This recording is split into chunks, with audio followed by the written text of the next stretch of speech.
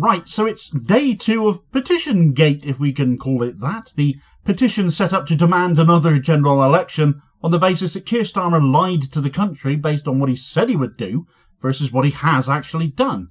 And when it soared past the 1 million signature mark yesterday, the anger in the country at this dishonest Tory tribute act of a government, it looks set to smash 2 million today. It almost certainly will have done before this video goes out. It's currently sitting on 1.9 million signatures at time of writing. But why should this matter, though? Starmer has already dismissed it, apparently. He will not call a general election. He has got a massive majority. He's got 5 years in power to look forward to, and what amounts to a heavily signed, strongly worded letter isn't going to budge him an inch. What it is doing, perhaps unintentionally, is elevating the far right, though, and giving the likes of Nigel Farage's Reform UK an opportunity to make gains, make some capital out of this. We on the left always said that Starmer, widely attributed as being left-wing by the mainstream media despite being anything but, combined with the collapse of the Tories, would usher in an even worse, even more right-wing government, and even in this, he's managing to do that. Right, so this is, no matter which way you look at it, hugely bad for Keir Starmer. Government petitions don't generally gain a huge amount of traction, but there have been exceptions. There's a reason they don't get debated unless they pass 100,000 signatures, though. So it is a significant issue when it happens, and a massive blaring neon sign of a warning to Starmer and co. that a petition demanding they call another general election less than 6 months into power because they lied to the public getting into power is hitting that target over and over again in a matter of hours. For those of us on the left, though, we all knew Starmer was a liar, but he's been so shielded by mainstream media from any kind of remote sense of criticism ahead of the general election, despite all the purging of the left, all done under the excuse that they were all anti-Semites, of course, and then the rampant parachuting in of candidates he and his faction liked instead of letting local members choose their own Labour representatives. All the promises and pledges and vows and missions he's ever announced that he was going to do, that he never has done. He has broken his word over and over again and gone with the political wind to suit himself and his own agenda from one moment to the next. He lied to Labour members to get elected Labour leader, and then he lied to the country to become Prime Minister. Lying has got him everywhere he's ever wanted so far. But once you reach the top, the only way from there is downwards. And so an awful lot of former Labour members such as myself are not actually surprised he's coming undone. What has perhaps surprised a few of us is exactly how fast that has started to happen. And this petition is a demonstration of that. Something tangible we can all get behind, can all help boost, because the bigger it gets, the more it shames and embarrasses this government, doesn't it? But shaming and embarrassing them, that isn't going to change anything. Because at the end of the day, he doesn't need to act on it. At 100,000 signatures, the petition simply has to be debated. But that doesn't mean it's going to take up parliamentary time. It simply means a debate must be held. At that only end up, therefore, being a Westminster Hall debate. Possibly. In all likelihood, that's all it will be. Now, I'm sure people will have plenty to say at that debate. But it won't change anything. Nothing can come out of it that will force Starmer to call a general election. He and his government are saying, pain now, better off you'll be later. And they'll stick to that line even as there is zero sign that's going to happen. The economy already tanking after Rachel Reeves's idiotic budget. They're doing all the same sort of stuff George Osborne tried and failed at, austerity. They don't call it that this time because we're Labour and really we are different than from the Tories. And this isn't austerity, even though it absolutely is, and we aren't any different at all.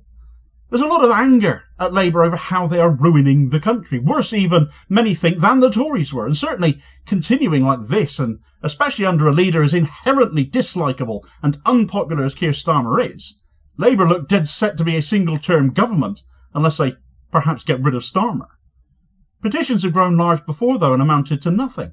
In 2016, there was the EU referendum rules triggering a second EU referendum petition, which got over 4 million signatures, which said that if turnout was less than 75% of the Brexit vote and Remain or Leave got less than 60% of that vote, another referendum should be held. That was ignored, and I'm sure we all remember the Brexit vote result, which was delivered on a 72% turnout.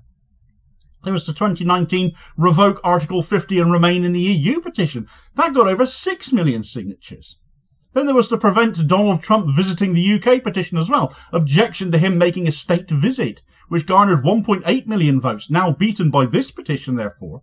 But I mentioned that one because it was objected to by the very man currently capitalising like mad on the Starmer petition, Nigel Farage. Farage was Mr. Brexit, Mr. Opposition to a second vote, Mr. I love Donald Trump. Look at all of those petitions I just mentioned. And he's all over them like a rash, and he's all over this petition as well. He's like petition syphilis. He's all over them for good or bad and gets all the press attention as a result. And certainly the right-wing mad hack rags are calling this a Farage petition, even though it was started not by him, but by a pub landlord called Michael Westwood, who has admitted in the newspapers he voted Tory at the last election. Yet this petition is apparently all about Reform UK now. And actually there's a very good reason for that. Now in my intro I said it was day 2 of PetitionGate. The petition gaining major traction yesterday as it did, but the petition was actually launched 5 days ago. And by lunchtime yesterday it only got up to around 500,000 signatures. Now that's not bad for a petition. But then the headlines and the news stories started, with the hard-right comic masquerading as a newspaper called the Daily Express, pushing a story about this petition titled 430,000 signatures as Reform sends Starmer a message. It had nothing to do with Reform until the media made it about them. And then it is Farage gurning all over the TV, Richard Tice and Rupert Lowe, also Reform MPs, gleefully talking about signing it, other right-wingers speaking out about signing it, like Sharon Davies, Nadine Dorries, that wretched headmistress woman Catherine Birbalsingh, and then the petition surged. Elon Musk even shared it.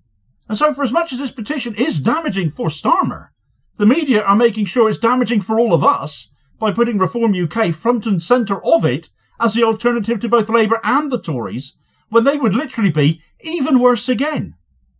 As much as this damns Starmer, and deservedly so, I don't disagree with the sentiment of it at all. He did lie, but he always has lied, and he always lies.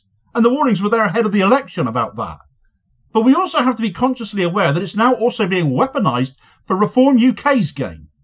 That can be flipped about. They want this petition to be taken seriously, but those Brexit petitions did far better. And where were they then? Whining. Will this one make it that far and catch them up? Frankly, I'd be surprised if it did. So if Farage and co want to make a meal out of this, and really, they should be asked for a second referendum on EU membership, because that's how these things work, right? You can't have one rule for one petition and one for another after all, can you? There also seems to be a belief that this petition will actually trigger a general election amongst small people. And this is in no small part due to various right-wingers from Farage to Ben Habib going on the TV media and saying they believe it could trigger an election. They know it won't. But by talking it up, they get themselves airtime, draw attention to their own politics, their own party in relation to it. And that taints the whole thing, really. But it also gives many people false hope that the election could be overturned somehow. And that's not something to ridicule, as I've seen some content creators doing. That's actually really serious. That people can be convinced that a democratic election can be overturned if enough people sign the equivalent of a strongly worded letter. And in this case, it isn't even a strongly worded letter, really. It just states that I would like there to be another general election. I believe the current Labour government have gone back on the promises they laid out in the lead up to the last election. Now, where that might be ostensibly true, and I defy anyone to disagree with that, quite honestly, that isn't a demand or an order that the election can be overturned. It's a wish.